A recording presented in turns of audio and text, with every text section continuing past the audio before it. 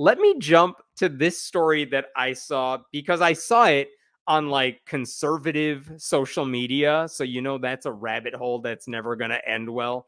But basically, I saw screenshots of a recent survey that was conducted by a group called Foundation for Individual Rights and Expression, FIRE. And this is one of those nonprofit groups that purportedly is all about freedom of speech and freedom of thought, except they tend to ally with a whole bunch of right-wing people who are typically anti-trans and anti-decency and all that stuff. So FIRE has a lot of issues, but that has nothing to do with the survey, and we can question the methodology. And by the way, they get funding from the Koch brothers and all that stuff. But anyway, this survey, I'm going to show you one particular question. This is a survey of 55,000 students who responded to their questionnaire. They opted in from 250 colleges and universities. And the question that was asked, let me see if I could share this with you here. Check this out. I know it's tiny font, but you could see this. How acceptable would you say it is for students to engage in the following action to protest a campus speaker? So if you want to protest a campus speaker, how acceptable is this? And the option, shouting down a speaker to prevent them from speaking on campus. So basically, the question is asking, is it okay to shout down a speaker that you disagree with to stop them from speaking on campus? And I think, I'll come back to this, but like instinctively, all of us probably would say, of course that's wrong. Of course we should always listen to what people say, even if we disagree with them. Isn't that the hallmark of free speech? And by the way, all of us as atheists, we are people who have very unpopular opinions. So the last thing we want is for people to be able to shut down people with dissenting opinions, controversial, unpopular opinions, things like that. So interestingly enough, you could break down their answers by religion. And the blue on the far left side of your screen, that says those are the people who think it is never acceptable to shout down a speaker. And again, you would think, oh, well, at the top, it must be atheists or Jewish people or people who are very liberal, right? But no, if you look at this, look who's at the very top. Protestants, Christians, Mormons, Catholics, Orthodox Christians, or 40% or more of them all say it's never acceptable to shout down a speaker you disagree with. So where are atheists on this list? We are at the very bottom. There's atheists at the very bottom. Only 24% of atheists say it's never acceptable to shout down a speaker. Now, the reason I saw this on like right-wing media outlets is they were basically saying, aha, see, atheism has taken a sharp turn away from whatever those new atheists said a long time ago. They are against free speech. They think it's, at least sometimes, okay to shout down speakers, whereas, conservative Christians, by and large, are generally saying that's not a good idea. So who's interested in free speech now? That's what I saw on a bunch of right-wing websites and Twitter accounts, basically saying, yeah, who's the free speech supporters now? Here's the problem with all of that. Oh, by the way, one of those right-wing people said, literally everything the new atheist told you, the opposite is true. But here's what I think is the problem with that analysis. Like, it's not that people with different beliefs should be shouted down to the point where their opinions can't be heard. Like, I don't support that. And I think a lot of progressives and atheists would feel the same way. Like, if I were watching a debate on God's existence, for example, I could totally listen to the other side, even though I disagree with them. And I hope the person representing my side is good and has strong rebuttals and all of that. I put together a debate like that when I was in college. So I wouldn't want anyone to shout it down. But that is not what we are talking about when it comes to campus speakers. Like, let us not pretend that the people getting shouted down are always good faith proponents of controversial ideas. This is important to know, because think about the last time you read a story in the news about a speaker getting shouted down, probably by progressives on campus. Here's a few, just to give you some examples. There was Ian Hayworth, who denies transgender identities, calls trans women a threat to women's sports, refers to gender affirming care as genital mutilation. There's Riley Gaines, the college swimmer whose claim to fame is basically placing fifth at a tournament and not beating a trans swimmer. And now her entire life is dedicated to making sure trans women can't compete in sports.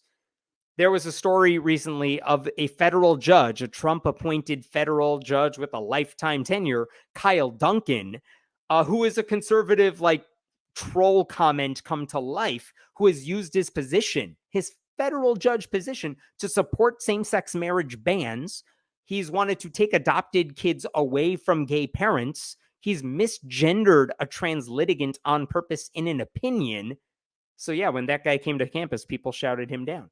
There's Charlie Kirk, the Christian nationalist who opposes women's rights and LGBTQ rights. There's Milo Yiannopoulos, whose whole thing is, let me just say whatever will upset, liberals. And the more you get angry, the more inflammatory he gets. Those are the people who get shouted down. And I want to be clear, like, I oppose violence of all kinds. I'm not talking about that. But do you see the common bond here between the types of speakers who get shut down and shouted down? They are not people who just have a different controversial opinion. These are not opinions worth debating. They involve human rights. These are people who actively fight against civil rights, or they support or defend or help write laws that make it harder for marginalized people to exist in society. And at a time when those marginalized people have very little political power to push back, especially if you live in a conservative state, a red state, and under this Supreme Court, maybe a way to fight back is injecting yourself into the narrative when a bigot comes to your campus. That may be the most effective way to make sure everyone kind of understands how serious this is. It's not that progressives can't handle what conservative speakers are saying. It's that we know exactly what conservative speakers are saying because we've heard it before and we deal with it all the time. And we don't believe people's humanity should be up for debate. And a lot of these protesters know that that kind of harmful rhetoric leads to violence against certain groups. So look, I'm sure there are instances you can point out where it goes too far and the protesters are almost comically stereotypical. I'm not going to defend every example of it, but the reason you don't see a lot of stories about conservatives shouting down liberal speakers is because what opinions do liberal speakers have that are equally toxic but in the other direction? Like, how worked up are you going to get when a liberal speaker says we should be inclusive and not ban books and we should try to save the planet and we should be more compassionate and have more dignity in public policy? Those are like progressive liberal ideas that are on campus. Like, there may be really good reasons to shout down a campus speaker, especially if they're a bigot, especially if their entire MO is denying people's existence and making it harder for them to live their lives. So if someone is arguing we shouldn't teach Black history in a comprehensive way because white people might feel bad, or trans people should be exiled from public life, even if they're kids just wanting to play a high school sport, then a polite exchange of ideas is not going to move the needle. Like, if your goal is preventing hateful, harmful ideas from spreading, I kind of understand why people might think shouting down a speaker advocating those beliefs is not out of the question. So that's why I think atheists and agnostics and Jewish people might be open to that kind of protest, because we've seen harmful examples of conservative speakers getting shouted down, and it kind of makes sense. And that's why conservative religious groups are like, I'm fine with it. I would totally be opposed to anyone shouting down a speaker I disagree with, because no one disagrees with them so much on the other side and says something denying who they are and what they believe in. Like, if you saw liberal speakers saying we need to eradicate Christians on college campuses and make sure they don't get accepted to these schools because they're a threat to society, I would bet you some of these conservative groups would start shouting that down too.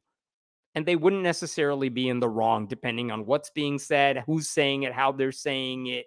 So, I don't know. The irony in all this is that a lot of those religious conservatives are who supposedly love free speech. They're the same groups trying to ban books and trying to make sure kids don't have access to them in public schools. I don't know. For what it's worth, I don't know if you believe me, but I think it is important that we debate controversial ideas. I would much rather see bad ideas challenged than being shot down.